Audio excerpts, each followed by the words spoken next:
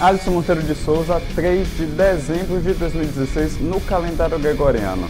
A entrevistada de hoje é a professora de Língua Portuguesa e Redação, Denise Fonte Branca. Alisson Monteiro 2.0, o vlog começa agora.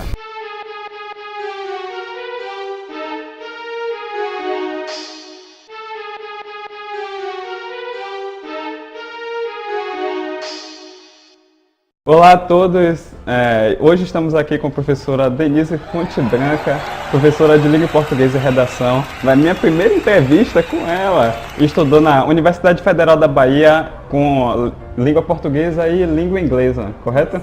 Então vamos lá, minha primeira entrevista, eu estou muito nervoso. E quando surgiu o seu desejo de ser professora? Quando eu cursava o Fundamental, 9º ano, tive uma experiência gratificante em sala de aula. Conheci uma professora que me despertou esse sonho. Chegando no ensino médio, tive outras vivências, outras experiências, e foi aí que eu tive certeza de que era o que eu queria para minha vida. Ok, se pudesse ter um superpoder, qual superpoder teria? Ser invisível. Por quê? Acho que todo mundo queria ser invisível uma vez, né? Não, se eu tivesse superpoder, eu queria ter um superpoder aquisitivo. Aí não vale. Ok. Como é que a senhora administra a sua vida pessoal em relação ao seu filho, marido e sua carreira profissional? É um pouco complicado porque muitas vezes os nossos horários não se batem. Por exemplo, quando eu saio de casa, muitas vezes meu filho está dormindo ainda, ou então eu não chego a tempo de levá-lo ou buscá-lo na escola. E o que me facilita é o uso do celular. Então, quando eu estou fora de casa ou quando eu estou a caminho do trabalho, eu ligo para casa e falo com ele. Ok. Qual é o seu escritor literário favorito? Tantos, muitos, né? Mas tem que escolher um. Eu vou ficar nos clássicos. Machado de Assis. Ah, ótimo. Qual a faixa etária que a senhora ensina? Variada, de 6º ano fundamental até pré-vestibular. E qual é a mais fácil de se lidar? Depende do dia, depende do momento, depende do humor, depende do conteúdo. De uma forma geral, para conter mais a questão da indisciplina, da conversa, da atenção, os menores. Até porque o professor muitas vezes faz uma ameaçazinha, né? Fala mais grosso, fecha um pouco mais a feição, então os pequenos já recebem São mais obedientes. Exatamente. Ok. E a senhora é meio tímida, né? Sou, meio não, completamente. Como é que você lida com essa timidez em sala de aula, com 30, 40 pessoas te olhando? Eu sou tímida quando eu não conheço. O primeiro contato para mim é muito difícil. O primeiro dia de aula é um tormento. Fico nervosa e me perguntando sempre quais são aquelas carinhas que eu vou encontrar naquele dia. Mas a partir do momento que eu coloco os pés em sala de aula, que eu falo a primeira frase, que eu entro em contato com eles, aquela timidez já passa. E ao longo do tempo eu construo uma relação muito pessoal com eles e a timidez vai embora. Se a senhora é tímida, porque resolveu me dar entrevista, ainda você é a primeira pessoa que eu estou entrevistando. Verdade.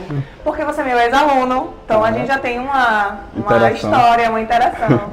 Ok. Qual a sua opinião sobre o uso da tecnologia em sala de aula? Que muitos professores usam tablets, slides e tal. Fica só naquela tecnologia, e outros preferem apenas o quadro e o piloto, o giz. Sim.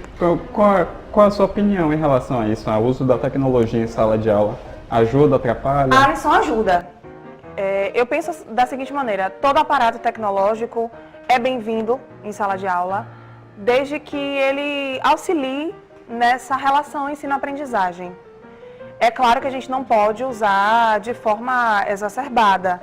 É claro também que o tradicional sempre vai funcionar. É a voz do professor, né? É o discurso do professor, a entonação, o que ele faz em sala de aula que vai permanecer para sempre. O quadro, o piloto, mas a tecnologia sempre vai ser bem-vinda também. Ok. Olha, uma pesquisa que eu achei aqui pesquisadores na Universidade de Nevada, nos Estados Unidos, no meio do ano de 2016, chegaram à conclusão de que os estudantes aprendem melhor com professores bonitos. Então, e aos outros professores, um método de compensar isso seria com empatia e senso de humor. Ou seja, quando analisamos essa pesquisa, vemos que a didática é apenas um dos pilares da educação. Cada professor utiliza o seu método de estudo, o seu método de ensino que acha que vai dar mais certo. Uns são mais humoristas, outros utilizam só o slide. Aí a minha pergunta para a senhora é: qual o método que a senhora ensina, que a senhora utiliza em sala de aula, que acha que mais vem dando resultados? O que eu uso em sala de aula que funciona bastante é as crônicas, trazer as crônicas para a sala de aula. Histórias pessoais, eu intitulo de a crônica da semana. Então, a depender da turma, tem um tipo de crônica diferente, né? Algo que acontece na minha vida pessoal. Com os pequenos, eu uso o título As Crônicas de Saulo, que são as histórias do meu filho. No nosso dia a dia, criança nessa fase, né, meu filho tem 3 anos, então criança nessa fase apronta muito, fala muita coisa, muita besteira, descobre o mundo. Então, o 6º ano, eu sempre inicio alguma aula minha com alguma história de Saulo, até para quebrar aquele clima, aquela tensão, para fazer eles se acalmarem e prestarem atenção. Então, isso funciona bastante. Com os maiores, a crônica já é diferente, né? Eu costumo contar histórias do Boy Magia. Então, para a gente fechar essa entrevista, conte uma história engraçada que a senhora já vivenciou em sala de aula.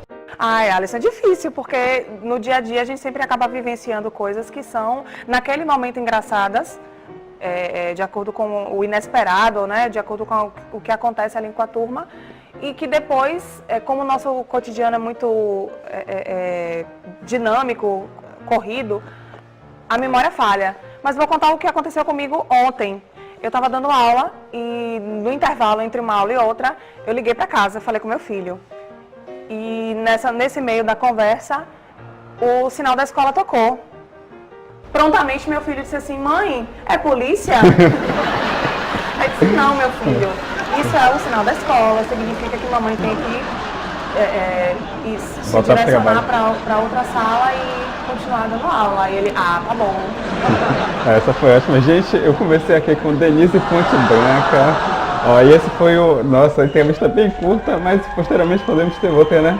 E esse foi o Alisson Monteiro 2.0, o vlog. Como disse Isaac Newton, se vir mais longe foi por estar de pé sobre o ombro de gigantes. Até a próxima. Até.